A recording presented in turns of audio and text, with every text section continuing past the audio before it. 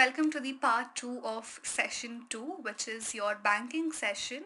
In part 1, we have discussed on topics of how do banks operate, what is the role of banks, what are the basic functions of a bank, and what role does bank branches have to play, right? So these were some topics that we have covered in the part 1. In part 2 of banking session, we would be covering the types of money transfers. Okay, so the first transfer or the first method that we have is a cash transfer. Now this is the most simplest and a very straightforward method of transferring money, that is through physical cash. Okay, now for example, we use money when, let's say for example, you've gone to a shop and you have purchased a packet of biscuit, and instead of making payment online, you would give 10 rupees or 15 rupees. So there was a cash transfer that happened. Okay, now this is through physical cash. This was not an electronic format, this was a physical cash that you transferred to the shopkeeper. So this is one type of method, or this is a method which is very simple and straightforward, in which the physical cash is involved, right? And the next method of transfer is your check. Now checks are written order. Okay, checks are written order to the bank. Now let's say for example, I am, both of us have businesses, all right? Let's say I have a business that makes furniture, all right? And your business is to supply raw materials, let's say wood, right? So I am your customer, okay? So what's happening here is you would supply raw material to me, that is the wood, right? And then I make the final product of whatever furniture it is. So when you are giving me the goods, I am liable to make you a payment, right? So instead of giving you cash, I would write a check to you, okay, in which I would mention how much money I am writing, okay, how much money I am to pay. So I would write that amount in the check. To whom am I paying? I am paying you. So I would write pay X person or X business, right? How much money I am supposed to pay, I would write that in words and in figures, that is in numbers. And then I will give the check to you. You will then deposit that check in your bank. Whichever branch it is, you will deposit the check in your bank branch, and then the bank would start the processing of the check and they will transfer the money to your account. Okay, so that is how a check works. But when we talk about checks, check is not an instant transfer. You will not receive money immediately. Rather, there would be some time, because I have to write a check to you. You will then deposit. Bank will then process the transaction. Then finally you will receive an amount. So there might be some hours that will be required to make a payment through check. The another drawback of check is that one, it's not instant. Second, you cannot access this if the banks are closed, during the bank holidays or national holidays, or even after the banking hours are completed, working hours are completed. So that's another drawback of check. And then, a few more drawbacks of checks are, checks can be easily altered or forged, correct? Now, for example, alteration means just adding one zero, right? I had to pay, let's say 5,000, and somebody can just add a zero and that would make 50,000, correct? So that is one type or one drawback, which is your alteration. Checks can be easily forged and altered, so which we have to be very careful of. And then when we talk about checks, the payment is made through my account, right? So if I've given you a check, which means money will be deducted from my account and it will be transferred to your account. But when I've written a check to you, okay, if I've written a check of 30,000 rupees to you, and if I don't have 30,000 in my bank account, or probably more in my bank account to make a 30,000 rupees payment, in that case, the check can bounce, which means the check can be declined, correct? And in that case, the banks can charge fees. So a check bounce shouldn't really happen, okay? That's something that all of us should avoid, right? Check bounce can also lead to legal issues as well. So if there is no sufficient amount in the bank account, the check can be declined, and it will, finally it's called a check bounce, which is your check is being declined because of insufficient balance. Do check bounce happens only in case of insufficient balance? No, it can happen for various reasons. If the name that you have written is wrong, if the amount that you have written in numbers and in words is not matching, the signature is not right, the date is not right. So there are various reasons of why a check bounce can happen, and that's called defaulting, right? You have defaulted the payment. So when something like this happens, the banks can charge you fees, and there can also be legal actions that can be taken towards the person who's deposited or the person who's written the check. So these are some things that we have to be aware of when we talk about checks as a money transfer. And then I would call cash and checks, like more or less like a traditional methods of transferring money, because these days all of us have moved towards making transfers or making payments more or less with the help of digital methods or electronic methods. So electronic methods or electronic fund transfers is sending instant money with the help of electronic payment options that are available. It could be NEFT, IMPS, RTGS, UPI. So when you're making payments with the help of electronic modes, that's called your electronic methods. One benefit of electronic transfer is you can do it instantly, anytime, day or night, irrespective of the banks are open or not. There's no dependency on anybody, right? There's no dependency on banks that they will have to start the payment process and then they will transfer it.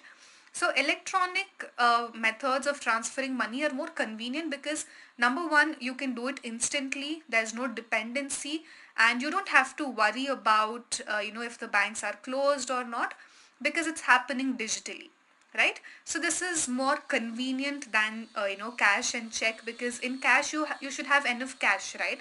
Holding physical cash is something that in today's time nobody really does. So we have moved from cash to electronic methods. In electronic methods, one, we have electronic fund transfer, which is National Electronic Fund Transfer, which is called your NEFT. Now when we talk about NEFT, it's a type of payment method which is not instant. It's electronic, but it's not instant. It is done in batches. Okay, so the process of this transaction is done in batch wise. It's done batch wise, which means there is half an hour basis or 2 hour basis. So it happens on hourly basis. So every half an hour or something, the batches would start for your NEFT, and then the transfer would be made. Okay. Now this might take few hours to complete, especially if it's outside the regular banking hours, right? So if you're making a transfer with the help of NEFT outside the banking hours, it might take little more time than the usual banking hours. So now when we talk about NEFT, this is a service that the bank is providing us to make to transfer money electronically. Now when banks are providing the services, they would charge some kind of fees, correct? Because one, they are providing a service for which they will also need income, and they charge some kind of maintenance fees or even transaction fees for that matter. But it's very low. It's not a very high fees, but it's very low on your NEFT transaction. When we talk about NEFT, there's no maximum limit of how much money you have to transfer. You can transfer how much ever money you want. Okay. And then we have another method which is called IMPS, which is immediate payment service. The name itself is telling it is immediate. Okay. Now, how does IMPS work? Now, IMPS is something wherein you want to send higher amounts, let's say around 2 lakh rupees to somebody immediately. Now, we could do that with UPI, but we have a maximum limit in UPI, which is 1 lakh rupees. So anything above 1 lakh rupees is not supported by UPI. So we need different methods, correct? Because you have to make a payment more than 1 lakh rupees and you want to do it immediately, you wouldn't choose NEFT because it's not an instant transfer. In that case, you have IMPS, which is immediate payment service. Now, this will allow instant money transfer at any given point in time for urgent transactions, and you can do it through the bank websites or mobile banking apps that are available. And here, minimum you have to send is 1 rupee, and there's a maximum amount which is 5 lakh rupees per day. So, if you are wanting to send anything below 5 lakh rupees and above 1 lakh rupees, IMPS is more appropriate if it's a instant transfer. You want to immediately send money to somebody. So that is about your IMPS. And then we have RTGS, which is a real time gross settlement. Again, the name itself is telling it's a real time settlement, which means again it is instant. Okay. So now when we talk about RTGS is usually for high value transactions. Okay. IMPS is for low value transactions and RTGS is for high value transaction, which means in RTGS there's a minimum transfer that's required, which means you should at least send 2 lakh rupees. So if you're making a payment about 2 lakh rupees, okay, and there's no limit, you can send how much ever money you want, there's no upper limit of making payment, but there has to be a 2 lakh rupee of minimum payment or minimum transfer that you are doing if you're choosing RTGS. Alright, now like NEFT, RTGS does not have any kind of processing that happens in batches. Rather, it is settled immediately. Okay. And when we talk about RTGS, again, high value transaction, 2 lakh minimum transfer, and there is no maximum amount of transfer that you have to do. Okay. So point of differences here. NEFT transfers are not done immediately. There's no maximum limit and it's done in batches. IMPS is for low value transactions, that is you can send up to 5 lakh rupees, and RTGS there's a minimum balance requirement, that is you have to at least transfer 2 lakh rupees and there's no higher limit. Both IMPS and RTGS are instant transfer. There is no processing time that is involved. And then we have UPI, of course, which is Unified Payment Interface. Again, this is a payment method, right? So this can be done with the help of any mobile applications such as Google Pay or any other app that uses the UPI payment method. Now, this allows us to send or receive money instantly. Okay, now this is a P2P transactions. There is no involvement of bank like checks. I am not dependent on anybody. I can instantly make a transfer to anybody. I can send money. I can receive money. And here, I don't even need any kind of bank details. In all of these three, that is NEFT, IMPS and RTGS, you require bank account details to whom are you sending money. Okay, so that bank details are something that plays a very important role when you are choosing NEFT, IMPS and RTGS. But in UPI, you don't need bank details of anybody. You can just, scan, right? Or you can use the UPI ID or even the phone number of the person that you're wanting to send, and you can instantly send money. So there is no need of bank details also when we talk about UPI.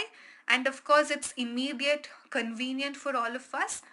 And then, as already mentioned, there's usually no transaction fees that is charged like these three methods, but there is a limit on how much money you can transact with the help of UPI, which is 1 lakh rupees, right? I hope I am clear so far.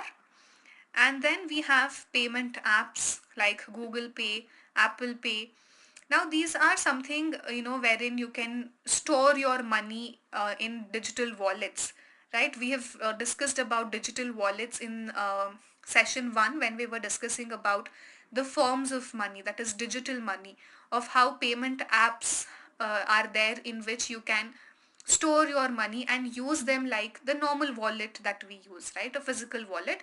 It's the same way of how we use our physical wallet. Rather, the difference here is it's a digital wallet, it's a payment app. Now, these are the methods that we can use when you are transferring money within the borders, right? But what if I want to send money to somebody else who is across the country, who is living abroad? So we have international transfer methods. The first is a wire transfer. Okay. Now this is again, a electronic form from which you can transfer money from one bank account to another account, which you can do it for payments within the countries or outside the countries. Okay. Even if you want to send money to different countries, you can use the wire transfer. Now, how is this possible? This is possible with the help of a network called uh, Swift. That is, I'm not really sure, but I guess it's Social Worldwide Intrabank Financial Technology. Now, this is, or transfer. This is the kind of network that the banks use, okay, to track the money. Now, when we talk about sending money abroad, we would want to know that where is our money, like is it going to the correct bank account, because of course it's a international transfer, money is going outside the country, so we need a very strong network for that. And this network helps us to easily track if our money is safe. And it works like a global postal system for cash, like how we transfer money with a track record. It's the same way we are doing it in the international transfers as well. And then we have money remittance service. So now this is a kind of service in which it helps people to send money from one country to another country and changing from one currency to another currency. So for example, if I'm sending money to let's say one of my cousins in the States, I use Indian rupees, right? But there they use dollars. So if I'm using the money remittance service, I would be transferring rupees, changing that, if I'm using or taking advantage of the money remittance service, it will transfer money from one country to another country, yes, but along with that, by changing from one currency to another currency, that is, I deposit in rupees and that person would receive it in dollars or whichever currency. Now, because there is, the foreign exchange happening or the currency exchange happening here, and uh, it's also on a global platforms or global markets, there would be some kind of fees that would be charged, because the currencies are being exchanged, and it's on a global scale, right? So instead of following a lot of other processes of transferring one currency to another currency or exchanging from one currency to another currency, money remittance will help you with transferring money from one country to another country by also changing it from one currency to another currency. Because of this, because there's services like currency exchange in between this, there would be some kind of fees that can be charged on your transaction. Alright, so these are some kind of payment methods that we have. So in part 2, we have discussed about the different types of transfers that we have, from traditional to digital and international. Right, so we have cash, check. Under electronic methods, we have NEFT, IMPS, RTGS, payment tabs. We have UPI. We also have mobile payment apps. For example, you have Amazon through which you can make payments. So we have a lot many other options when we talk about electronic transfers. And then we have seen about the international transfers, which is wire transfer and also our money remittance services. Right? So this was about your part 2 of session 2, that's banking. See you in the part 3 of banking. Thank you so much for joining.